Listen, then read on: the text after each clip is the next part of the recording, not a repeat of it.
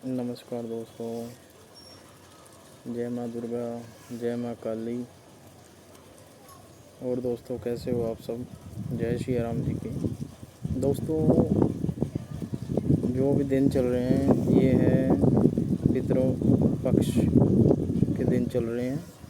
और हम इन दिनों में हमको बहुत ज़्यादा परहेज़ रखने पड़ते हैं, बहुत ज़्यादा चीज़ों के, यानी कि जिनसे हमारे पितर होते हैं वो रुष्ट ना हो और हम ऐसा कोई कार्य ना करें जिनसे वो रुष्ट होकर के पितर लोक में जा कर के हमारी शिकायत ना करें।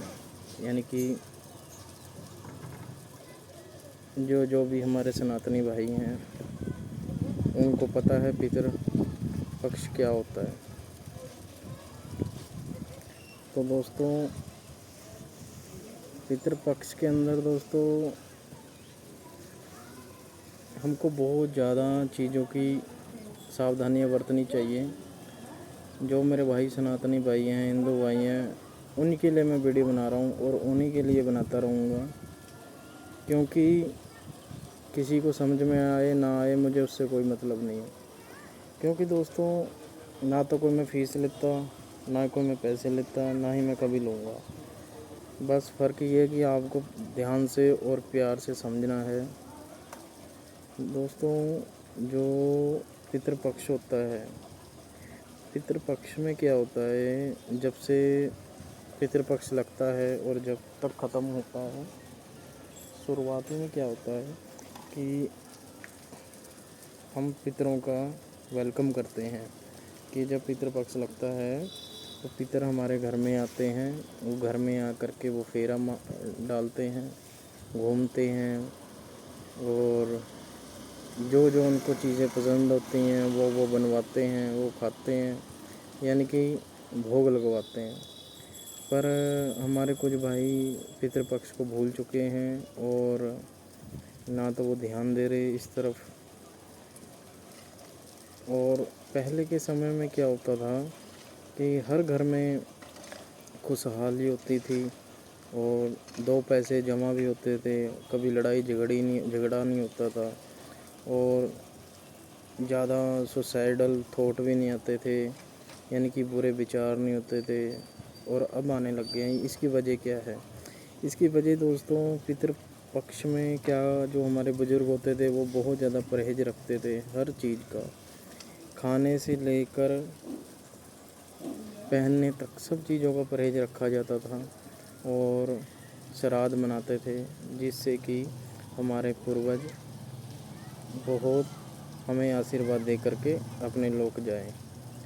और इसमें क्या है दोस्तों, सबसे बड़ी जो सावधानियां हैं वो आपको कौन सी बरतनी है जिससे कि हमारे पितर हैं जो वो नाराज़ ना हो। सबसे पहले तो आपको सावधानियां ये बरतनी है कि लगा लो पितृपक्ष को शुरू हुए 2 से 3 दिन हुए हैं, पर आपको सावधानी ये बरतनी है अभी से। अगर आपने नहीं बरती तो आप अभी से सावधानी बरत सकते हो। घर में लहसुन प्याज का तड़का मत लगाओ जब तक पितृपक्ष चल रहे हैं, पितरों के दिन चल रहे हैं, जब तक आप पितरों अपना लहसुन प्याज मत खाओ। और दूसरा, जो अल्कोहल सेंट होते हैं, परफ्यूम होते हैं, इसको मत लगाओ। अतर लगा सकते हो आप जिनमें अल्कोहल नहीं होता दोस्तों।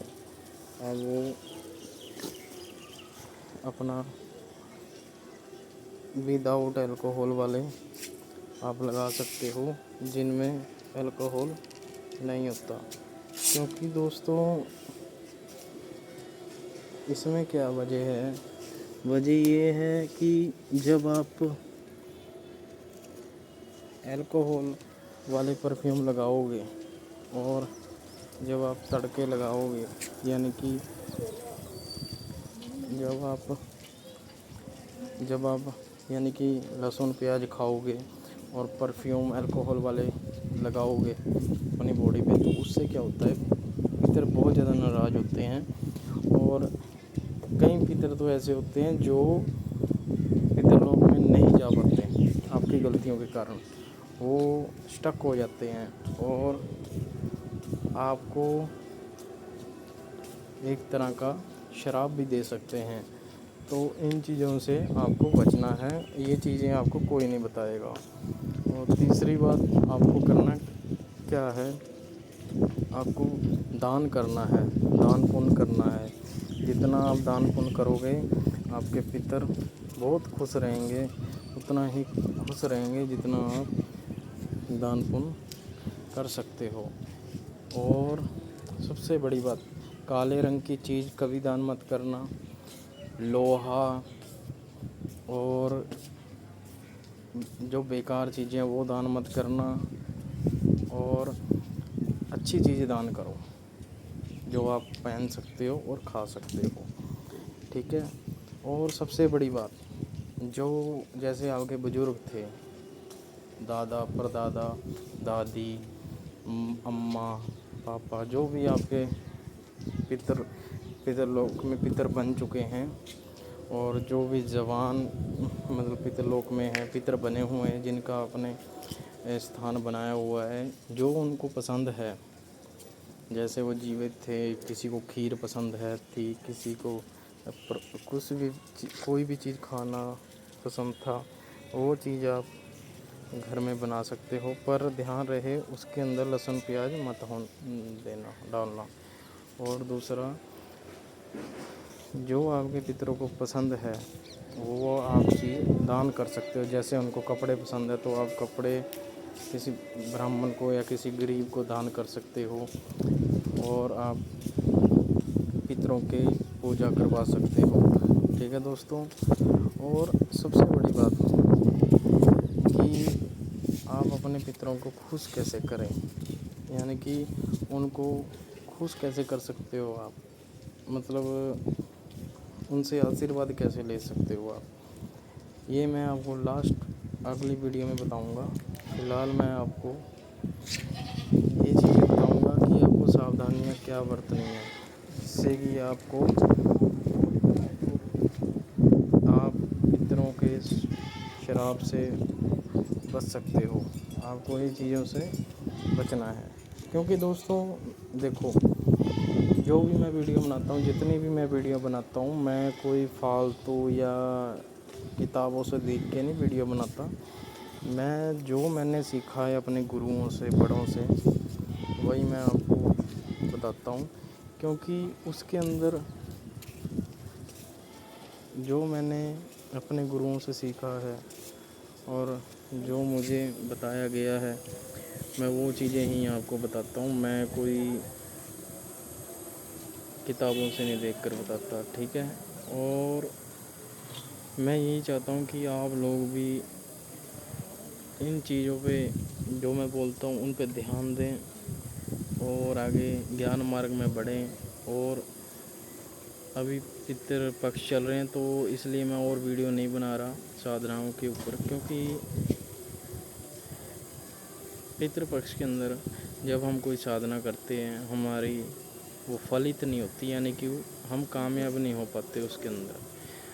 और जब हमको उसके अंदर कामयाब होना है तो उसके लिए हमको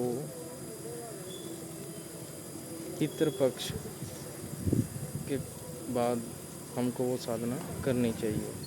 उनसे पहले हम ये साधना हमको नहीं करनी चाहिए, पितृपक्ष में साधनाएं नहीं करनी चाहिए। और सबसे बड़ी बात, आपको पितृपक्ष के अंदर कोई बड़ी गलतियां नहीं करनी है।